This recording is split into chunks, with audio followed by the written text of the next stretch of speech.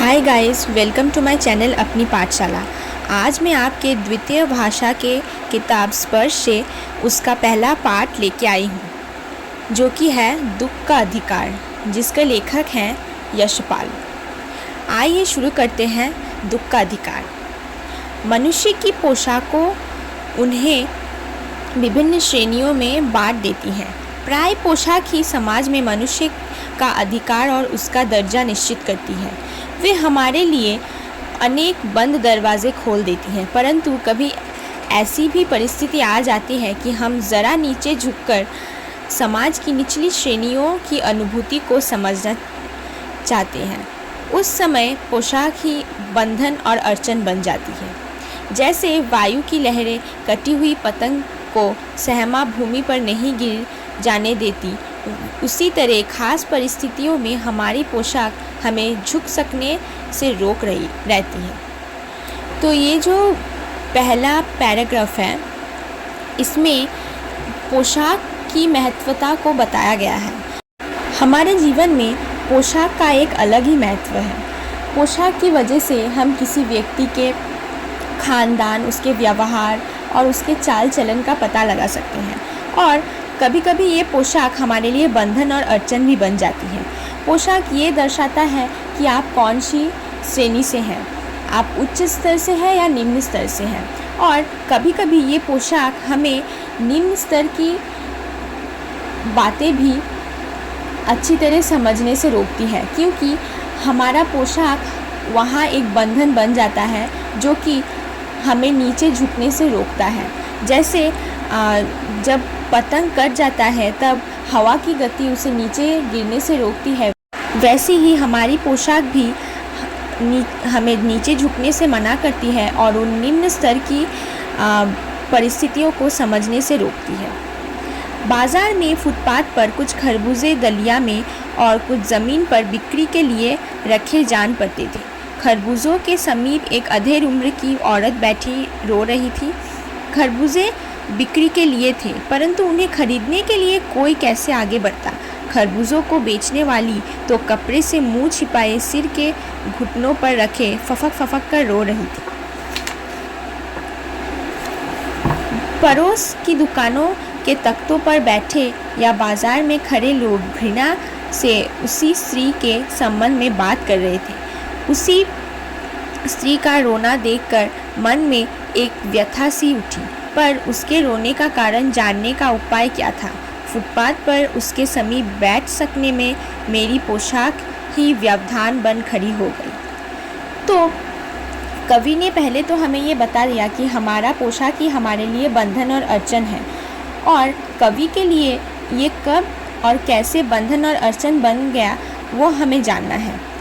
जब कवि बाज़ार से गुज़र रहे थे तो उन्होंने देखा कि एक औरत खरबूजे कुछ दलिया में और कुछ ज़मीन पर रख कर बिक्री कर रही थी, और वह औरत अधेड़ उम्र की थी जो खरबूजे बेचने बाज़ार आई थी, लेकिन उनसे कोई खरबूजा नहीं खरीद रहा था, और वे औरत भी अपना सिर अपने कपड़े में छुपाकर फफक फफक कर रो रही थी।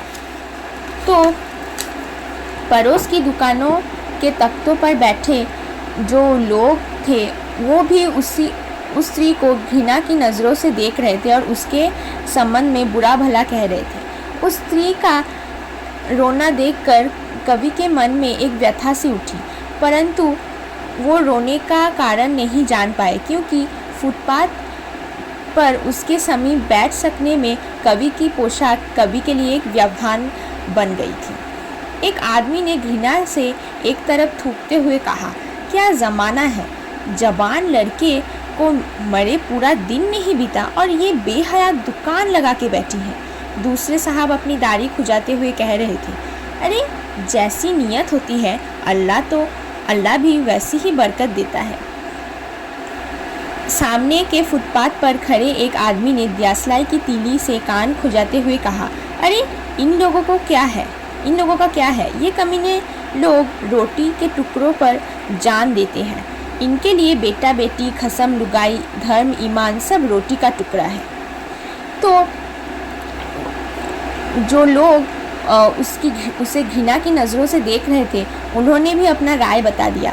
एक आदमी ने तो थूकते हुए कहा कि क्या ज़माना आ गया है, जवान लड़के को मरे पूरा दिन नहीं बीता और वो औरत जिसको उन्होंने बेहया कहा वो दुकान लगाकर बैठी है। तो इस बात से पता चलता है कि उस औरत के बेटे की मृत्यु हो गई थी और उसके मृत्यु के एक दिन भी नहीं बीता था और फिर भी वे दुकान लगाकर बैठ गई थी, इसीलिए सभी लोग उसे घृणा की नज़रों से देख रहे थे। दूसरे साहब ने अपनी दाढ़ी खुजाते हुए कहा कि जैसी नियत होती है अल्लाह भी वैसे ही बरकत देती है। इनका यहाँ कहना है कि उस बुढ़िया का नियत ही ठीक नहीं था, इसीलिए अल्लाह ने उनसे उनके पुत्र को छीन लिया। और सामने एक फुटपाथ पर आदमी ने दियासलाई की तीली से कान खुजाते हुए कहा, अरे इन लोगों को क्या है, ये कमीने लोग रोटी के टुकड़े पर जान देते हैं। मतलब वो ये कहना चाह रहे हैं कि ये जो बुढ़िया खरबूजे बेचने आई थी उनके लिए उनके पुत्र या पुत्रियों का कोई सम्मान नहीं है, वे सिर्फ अपने पैसों या अपने खाने पर ध्यान देते हैं। उनका पुत्र मर गया तो क्या हुआ, उन्हें सिर्फ पैसा ही चाहिए। उनके लिए बेटा बेटी, पति पत्नी, खसम लुगाई का मतलब पति पत्नी होता है, धर्म ईमान सब रोटी का टुकड़ा है। मतलब उनके लिए सभी एक समान है, क्या कोई मर जाए या फिर कोई ज़िंदा रहे।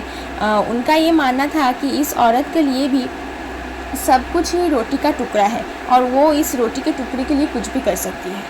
परचून की दुकान पर बैठे लाला जी ने कहा, अरे भाई, उनके लिए मरे जिए का कोई मतलब ना हो, पर दूसरे के धर्म ईमान का तो ख्याल करना चाहिए।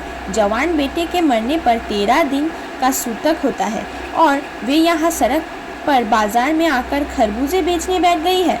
1000 आदमी आते जाते हैं, कोई क्या जानता है कि इसके घर में सूतक है। कोई इसके खरबूजे खा ले तो उसका धर्म ईमान कैसे रहेगा, क्या अंधेर है। और परचून की दुकान पर एक लालाजी बैठे थे जिन्होंने कहा कि अरे वो लोग अपने पुत्र के मरने जीने का तो कोई मतलब नहीं रखते, लेकिन दूसरे लोगों के धर्म और ईमान का ध्यान भी तो रखना चाहिए। अगर किसी ने उनके पास से खरबूजा खरीद लिया तो उनके धर्म ईमान भ्रष्ट हो सकते हैं, क्योंकि जवान बेटे के मरने पर 13 दिन का सूतक होता है। और ये जो सूतक कहते हैं वो पालन होता है जो हर व्यक्ति के मरने के बाद उनके परिवार को करना पड़ता है। तो उस औरत ने इस सूतक का ठीक से पालन भी नहीं किया था और वो एक खरबूजे बेचने चली आई थी।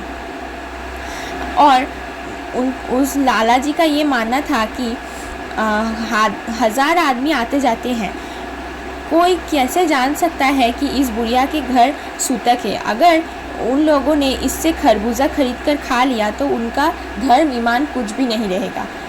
क्या अंधेर है का मतलब उन्होंने कहा कि उनका मानना था कि ऐसी परिस्थिति उन्होंने पहली बार कभी नहीं देखी, इसीलिए उनको ये अंधेरा या फिर उनको ये कुछ गलत सा लगा, इसीलिए उन्होंने अंधेर कहा। पास पड़ोस की दुकानों से पूछने पर पता लगा उसका 23 वर्ष का जवान लड़का था। घर में उसकी बहू और पोता पोती है। लड़का शहर के पास 1.5 बीघा ज़मीन में कचियारी करके परिवार का निर्वाह करता था। खरबूजे की डलिया बाजार में पहुंचा कर कभी लड़का स्वयं सौदे के पास बैठ जाता, कभी माँ बैठ जाती। लड़का परसों सुबह मुंह अंधेरे बेलों में से पके खरबूजे चुन रहा था। गीली मेड़ की तरावट में विश्राम करते हुए एक सांप पर लड़के का पैर पड़ गया। सांप ने लड़के को डस लिया। तो जब लेखक ने ये सब कुछ सुना जो वो 3 आदमी और लाला जी कह रहे थे, तब उनकी उत्सुकता और भी बढ़ गई और उन्होंने पास पड़ोस की दुकानों से पता लगाया कि उस औरत का एक 23 वर्ष का जवान बेटा था और घर में उसकी बहू और पोता पोती भी थे। लड़का शहर के पास 1.5 बीघा ज़मीन में कचियारी कर परिवार का निर्वाह करता था। कचियारी का मतलब है वो पेड़ पौधे उगाना, जैसे सब्जियों का पेड़, फलों का पेड़। खरबूजे की डलिया बाज़ार में पहुंचाकर कभी लड़का बाज़ार में बैठता था तो कभी माँ बाज़ार में उनको बेचने के लिए बैठ जाती थी। और जब लड़का परसों सुबह मुंह अंधेरे बेलों में से पके खरबूजे चुन रहा था और गीली मेड़ की तरावट में विश्राम कर रहा था, तभी एक सांप पर उसका पैर पड़ गया और सांप ने उसको डस लिया। लड़के की बुढ़िया माँ बावली होकर ओझा को बुला लाई। झाड़ना फूकना हुआ। नागदेव की पूजा हुई। पूजा के लिए दान दक्षिणा चाहिए। घर में जो कुछ आटा और अनाज था दान दक्षिणा में उठ गया। माँ बहू और बच्चे भगवाना से लिपट लिपट कर रोए, पर भगवाना जो एक दफ चुप हुआ तो फिर ना बोला। सर्प के विष से उसका सब बदन काला पड़ गया था। तो जब सांप ने लड़के को डस लिया तो लड़के की माँ बावली होकर ओझा को बुला लाई। मतलब वो एकदम पागल सी हो गई थी कि उसके बेटे को सांप ने डस लिया। और हमें तो पता ही है कि अभी भी गांव में वो झाड़ना फूकना ये सब चलता रहता है और नाग देवता की पूजा भी की जाती है जब किसी व्यक्ति को सांप डस लेता है। तो उन्होंने भी वैसा ही किया। ओझा को बुलवा कर झाड़ दिया और फूक भी दिया। नागदेव की पूजा भी की और पूजा के लिए दान दक्षिणा चाहिए थे और घर में जो कुछ आटा अनाज या दान दक्षिणा था वो उन्होंने पूजा में लगा दिया। अब माँ बहू और बच्चे भगवाना से लिपट लिपट कर रो रहे थे, लेकिन भगवाना जब एक बार चुप हो गया तो फिर उसने कुछ नहीं बोला। मतलब उसके लड़के का नाम भगवाना था और माँ बहू और उसके बच्चे भगवाना से लिपट लिपट कर रो रहे थे, लेकिन सर्प के विष के कारण उसका पूरा बदन काला पड़ गया था। जिंदा आदमी भी नंगा भी रह सकता है, परंतु मुर्दे को नंगा कैसे विदा किया जाए? उसके लिए तो बजाज की दुकान से नया कपड़ा लाना ही होगा, चाहे उसके लिए माँ के हाथों की छन्नी ककना ही क्यों ना बिक जाए। हमने भारत के ऐसे कई गांव में देखा है कि जो व्यक्ति मर जाते हैं उन्हें बिना कपड़ों के विदा नहीं किया जाता। उनके लिए दुकान से नए कपड़े खरीदे जाते हैं और फिर उनको विदा किया जाता है। तो यहाँ भी भगवाना जब मर गया था तब उसको नंगा तो विदा नहीं किया जा सकता, इसीलिए लोगों ने कहा कि उसकी माँ ने उसके लिए जो अपने हाथ की चूड़ियाँ थी या फिर कान की बालियाँ थी वो भी बेच दिया, क्योंकि उसके पास कपड़े खरीदने के लिए पैसे नहीं थे। भगवाना परलोक चला गया। घर में जो कुछ चूनी भूसी थी सो उसे विदा करने में चली गई। बाप नहीं रहा तो क्या। लड़के सुबह उठते ही भूख से बिलबिलाने लगे। दादी ने उन्हें खाने के लिए तरबूजे दे दिए, लेकिन बहू को क्या देती। बहू का बदन बुखार से तवे की तरह तप रहा था। अब बेटे के बिना बुढ़िया को दुअन्नी चबन्नी भी कौन उधार देता। तो भगवाना तो परलोक चला गया, लेकिन घर में जो भी कुछ था, अनाज या फिर जो कपड़ा या फिर जो उसकी माँ की हाथ की चूड़ियाँ थी वो भी चली गई उसके साथ, क्योंकि उसको विदा करने में और फिर नाग देवता की पूजा या झाड़ना फूकना सभी में वो सब चला गया था।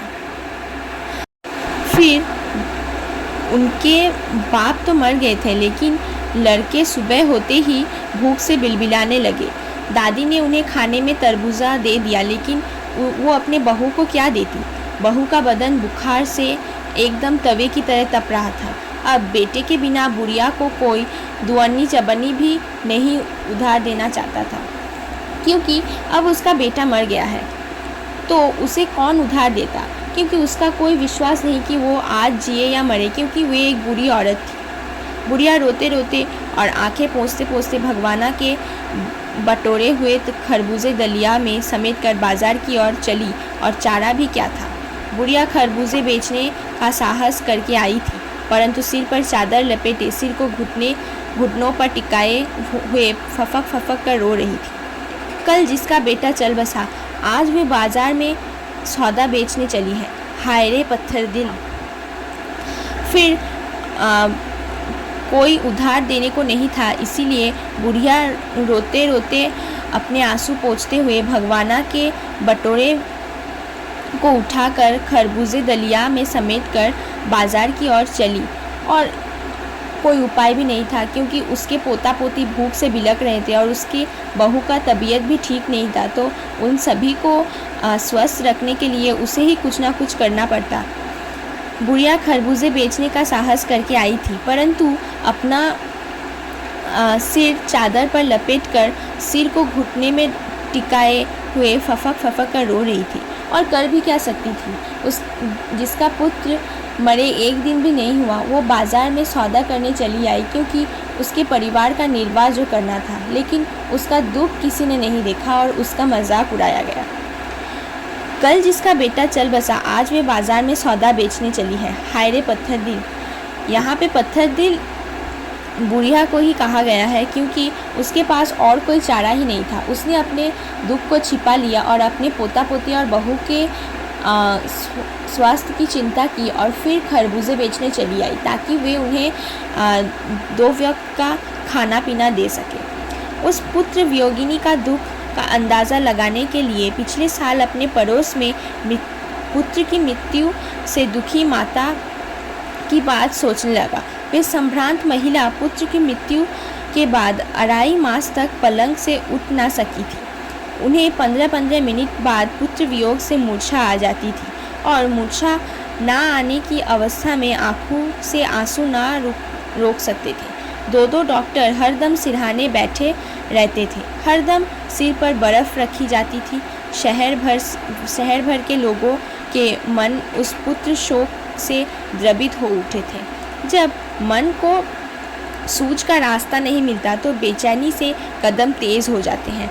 उसी हालात में नाक ऊपर उठाए राह चलतों से ठोकरें खाता मैं चला जा रहा था। सोच रहा था,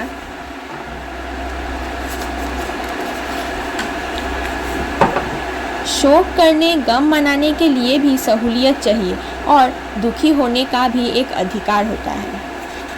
तो पुत्र वियोगिनी का दुख का वो लेखक अंदाज़ा लगा सकता था, क्योंकि पिछले साल ही उसके पड़ोस में एक औरत के पुत्र की मृत्यु हो चुकी थी, जिससे उस औरत को इतना दुख पहुंचा था कि वो 2.5 मास तक पलंग पर लेटी थी।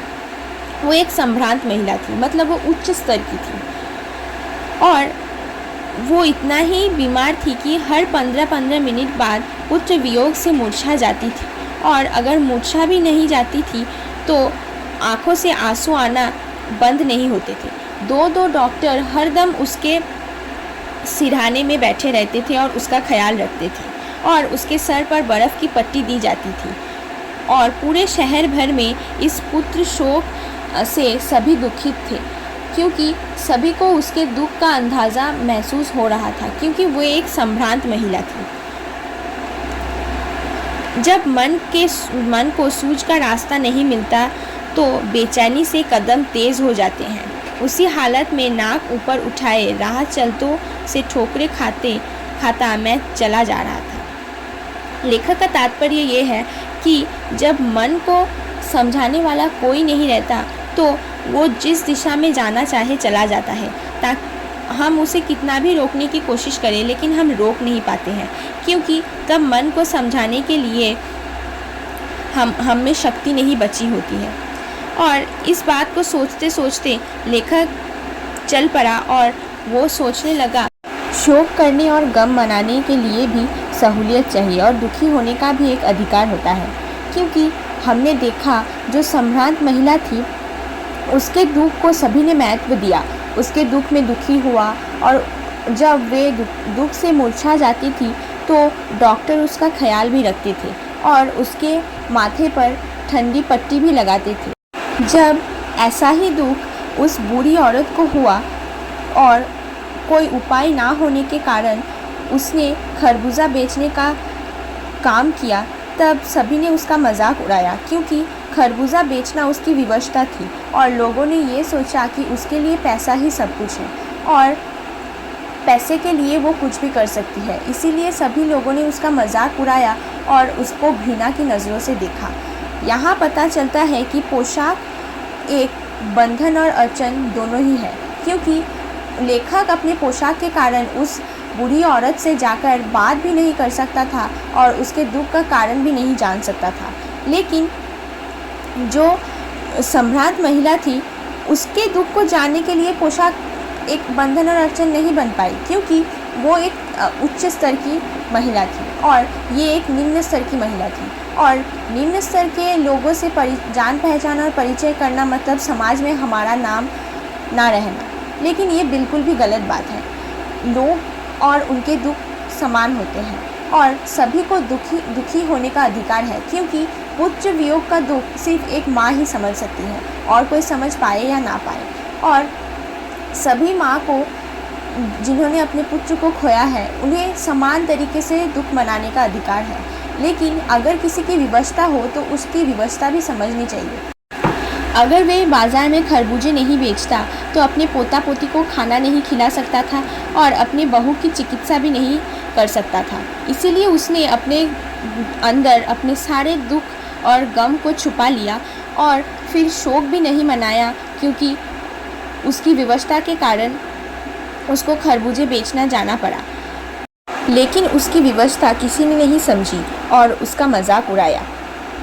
इसीलिए इस पाठ का जो शीर्षक है वे दुख का अधिकार दिया गया है, क्योंकि एक पोशाक की वजह से हम किसी के दुख और किसी के विवशता का अंदाज़ा नहीं लगा सकते और हमें लगाना भी नहीं चाहिए, क्योंकि विवश होकर व्यक्ति हर वो काम करने को तैयार होता है जो उसने कभी किया भी नहीं और कभी करना भी नहीं चाहे। लेकिन विवशता एक ऐसी चीज़ है जो व्यक्ति को हर ऐसे काम करने में सक्षम कर देता है जो उसने कभी नहीं किया। इस पाठ का यही आधार है कि हमें हर व्यक्ति को सम्मान देना चाहिए और हर व्यक्ति के प्रति सहानुभूति रखनी चाहिए, क्योंकि हमें नहीं पता कि उसको अपने जीवन में कितने दुख सहने पड़े, कितनी विवशता से वो इस जगह पे आया है। इसीलिए सभी को सम्मान देना ही हमारे लिए उचित है। तो आइए देखते हैं दुख का अधिकार पाठ का सारांश। इस पाठ का शीर्षक दुख का अधिकार पूरी तरह से सार्थक सिद्ध होता है, क्योंकि ये अभिव्यक्त करता है कि दुख प्रकट करने का अधिकार व्यक्ति की परिस्थिति के अनुसार होता है। यद्यपि दुख का अधिकार सभी को है, गरीब बुढ़िया और संभ्रांत महिला दोनों का दुख एक समान ही था। दोनों के पुत्रों की मृत्यु हो गई थी, परंतु संभ्रांत महिला के पास सहूलियत थी, समय था, इसलिए वे दुख मना सकी। परंतु बुढ़िया गरीब थी, भूख से बिलखते बच्चों के लिए पैसा कमाने के लिए निकलना था, उसके पास ना सहूलियत थी ना समय, वे दुख ना मना सकी, उसे दुख मनाने का अधिकार नहीं था। इसीलिए शीर्षक पूरी तरह सार्थक प्रतीत होता है। तो जो मैंने अभी अभी कहा कि दुख मनाने का अधिकार तो सभी को है, लेकिन इस पाठ का नाम दुख का अधिकार इसलिए हुआ है क्योंकि यहाँ बताया गया है कि एक व्यक्ति का सहूलियत, समय और वो किस जाति या स्तर से आता है, उससे उसके दुख करने का अधिकार पता चलता है। क्योंकि यहाँ वो जो गरीब बुढ़िया थी उसके दुख का सभी ने मजाक उड़ाया, बल्कि जो संभ्रांत महिला थी उसके दुख को सम्मान से देखा गया और सभी ने उसकी मदद भी की। परंतु दोनों का दुख एक ही था, दोनों ही पुत्र वियोग से जूझ रहे थे। लेकिन गरीब बुढ़िया को कोई सहानुभूति से नहीं देख रहा था, परंतु उस संभ्रांत महिला को सभी ने अपने सहानुभूति से देखा। तो ये शीर्षक पूरी तरह से सार्थक प्रतीत है। पाठ व्याख्या। मनुष्य की पोशाकें उन्हें विभिन्न श्रेणियों में बांट देती है। प्राय पोशाक ही समाज में मनुष्य का अधिकार और उसका दर्जा निश्चित करती है। वे हमारे लिए अनेक बंद दरवाजे खोल देती है, परंतु कभी ऐसी भी परिस्थिति आ जाती है कि हम ज़रा नीचे झुककर समाज की निचली श्रेणियों की अनुभूति को समझना चाहते हैं। उस समय ये पोशाक ही बंधन और अड़चन बन जाती है। जैसे वायु की लहरें कटी हुई पतंग को सहसा भूमि पर नहीं गिर जाने देती, उसी तरह खास परिस्थितियों में हमारी पोशाक हमें झुक सकने से रोक के रहती है। तो ये बिल्कुल भी व्याख्या बिल्कुल वो पहले पैराग्राफ से मैच करती है, क्योंकि जैसे पोशाक हमारे जाति, हमारे स्तर या हमारे व्यवहार आचरण को आचरण को दर्शाता है, वैसे ही हमें बहुत से ऐसे परिस्थिति है जहाँ हमारे पोशाक हमें झुकने से रोक सकते हैं। इसीलिए लेखक के लिए उसकी पोशाक एक बंधन और अड़चन बन जाती है। और जैसे वायु की लहरें कटी हुई पतंग को सहसा भूमि पर गिर जाने से रोकती है, वैसे ही हमारे पोशाक भी हमें कुछ ऐसे परिस्थिति भी होते हैं जहाँ जाने से रोकते हैं। आइए देखते हैं शब्दार्थ। पोशाक, पहरावा। विभिन्न, अलग अलग। अड़चन, बाधा। दलिया, टोकरी। अधेर, ढलती उम्र। फफक फफक कर, बिलक कर। घृणा, नफरत। व्यथा, दुख। व्यवधान, समस्या। बेहया, बेशरम। नियत, इरादा। बरकत, लाभ। दियासलाई, माचिस। खसम, पति। लुगाई, पत्नी। परचून की दुकान, दाल आदि की दुकान। सूतक, छूत। बरस, साल। कछियारी, सब्जियां उगाने का काम। निर्वाह, पालन पोषण। मेर, 2 खेतों की सीमा। विश्राम, आराम। तो इसी के साथ हमारा ये दुख का अधिकार पाठ भी ख़त्म होता है। मुझे लगता है कि आपको उसके लाइन बाय लाइन एक्सप्लेनेशन अच्छी तरह से समझ आए होंगे, और मैंने शब्दार्थ भी करा दिया, पाठ का सारांश भी दे दिया और व्याख्या भी दे दिया। अगर आपको किसी भी चीज़ में समस्या हो तो आप मुझे कमेंट सेक्शन में पूछ सकते हैं या फिर मेरे पर्सनल मेल में मेल भी कर सकते हैं। तो इसी के साथ ये वीडियो भी ख़त्म होता है। अगर आपको पसंद आया हो तो लाइक कीजिए, शेयर कीजिए अपने दोस्त और परिवार के साथ, और सब्सक्राइब करना ना भूलिए। धन्यवाद।